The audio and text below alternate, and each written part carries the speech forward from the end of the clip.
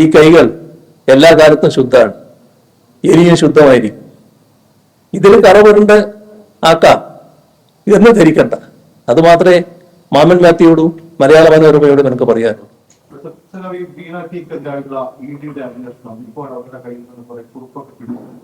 വിദേശത്തേക്ക് പണം കടത്തി നിയമാന്വേഷണം പരിഗണിക്കുന്നു, റിയാസിന്റെ സുഹൃത്തുക്കളുടെ പേരുകളിൽ റെയ്ഡ് നടത്തുന്നു. ഇതിനോടുള്ള ഒരു പ്രതികരണം നടത്തില്ല. പണ്ട് എനിക്കെതിരെ ഒരു CBI അന്വേഷണം ഉണ്ടായിരുന്നു.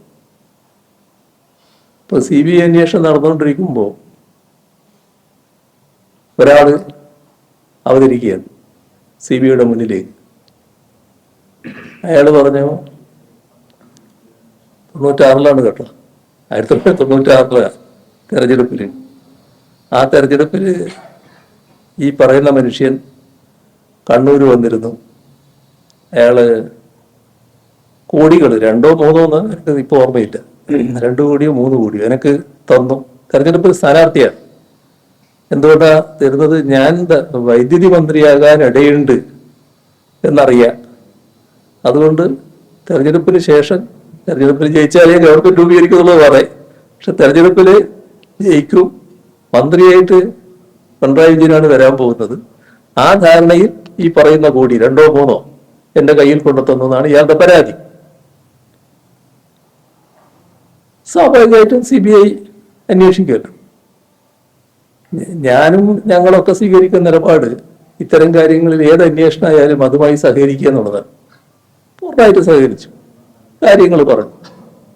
CBIക്ക് അത് പൂർണ്ണ ബോധ്യമാവുകയും ചെയ്തു. ഏത് പെറ്റീഷനല്ല, എൻ്റെ നിലപാടാണ് ശരിയെന്ന് CBIക്ക് ബോധ്യമായി. ഇങ്ങനെ നമ്മുടെയൊക്കെ പിന്നാലെ ചില ആൾക്കാർ ദീർഘകാലമായിട്ട് കൂടിയിട്ടുണ്ടല്ലോ. ഏതൊക്കെ തരത്തിൽ പെടുത്താൻ പറ്റും എന്ന് നോക്കിക്കൊണ്ടിരിക്കുന്ന അവസ്ഥ. ആ ശ്രമങ്ങൾ പല വഴിക്ക് തുടരും. ഇതില് നിർഭാഗ്യകരമായ ഒരു വശം,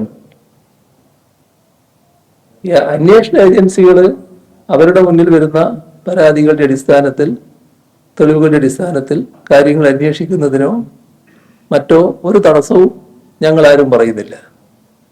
അവർ കൃത്യമായ നിയതമായ നിയമ നടപടികൾക്കാണ് തയ്യാറാകേണ്ടത്. അതാണ് നമ്മുടെ നാട്, രാജ്യവും പ്രതീക്ഷിക്കുന്നത്. ഇവിടെ ഉണ്ടായിട്ടുള്ള കാര്യങ്ങളെക്കുറിച്ച് വീണ എൻ്റെ മകളാണ് എന്നതിൻ്റെ മേലെയാണല്ലോ ഈ ഇത്തരം പ്രശ്നങ്ങൾ വലിയ തോതിൽ ഉയർന്നു വരുന്നത്. മറ്റ് വീണ എന്ന് പറയുന്ന ആ ചെറുപ്പക്കാരി ഭയങ്കര സ്വത്തിൻ്റെ ഉടമയല്ലാരും. ഇതിൽ കേൾക്കുന്ന പണവും വളരെ വലിയ പണവും അല്ലാരും. ഞങ്ങൾക്ക് എല്ലാവർക്കും അറിയാലോ എത്രയാണെന്നുള്ളത്. അപ്പോ എൻ്റെ മകളായതുകൊണ്ട് ഈ വിചിത്രമായ നടപടികൾ കൂടി വരികയാണല്ലോ. ഒരു കാര്യം, നമ്മുടെ ED ഒരു പത്രക്കുറിപ്പ് പുറത്തിറക്കുന്നു. സാധാരണ ഏതെങ്കിലും കേസിൽ അങ്ങനെ ഒരു പത്രക്കുറിപ്പ് ആദ്യം പുറത്തിറക്കാറുണ്ട്.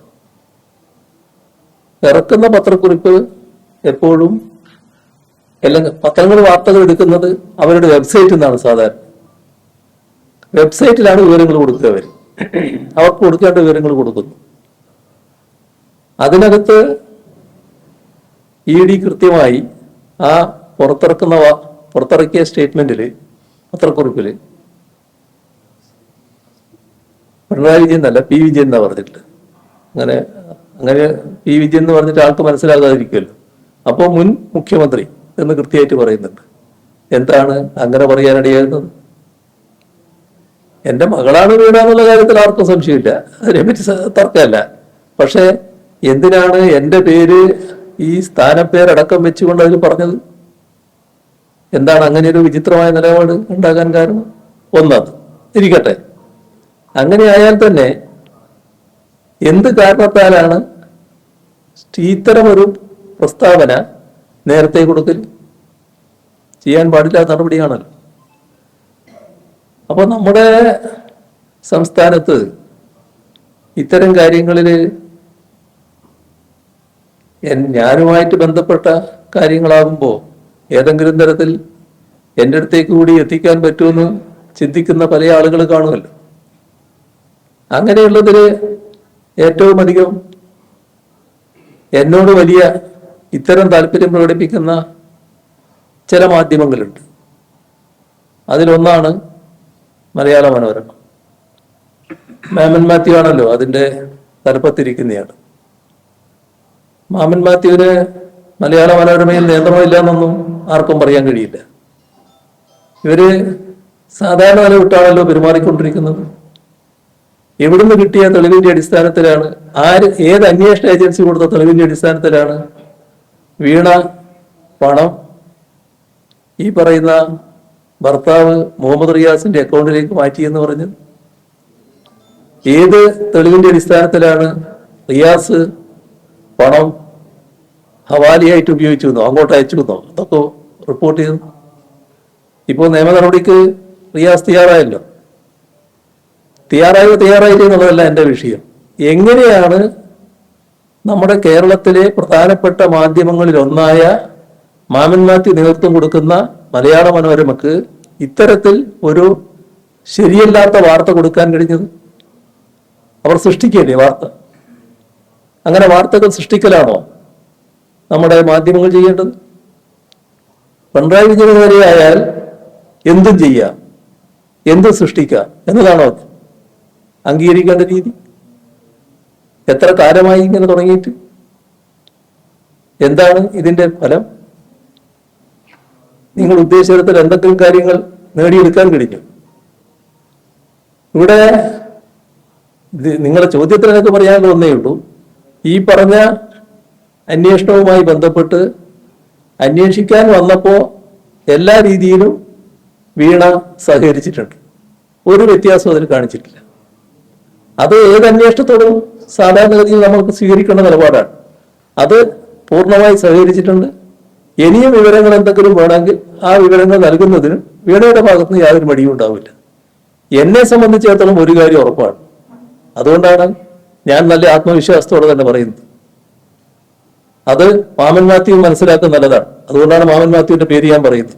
മാമൻ മാത്യു എൻ്റെ അടുത്ത സുഹൃത്താണ്. അല്ല അതുകൊണ്ടല്ല, അയാളും കാര്യങ്ങൾ മനസ്സിലാക്കണമല്ലോ.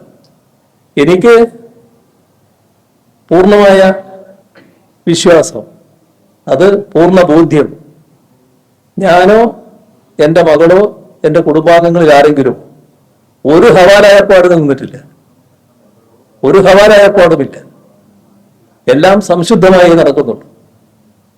ഞാൻ നേരത്തെ പറഞ്ഞൊരു വാചകമുണ്ട്, ഈ കൈകൾ എല്ലാ കാലത്തും ശുദ്ധമാണ്, ഇനിയും ശുദ്ധമായിരിക്കും.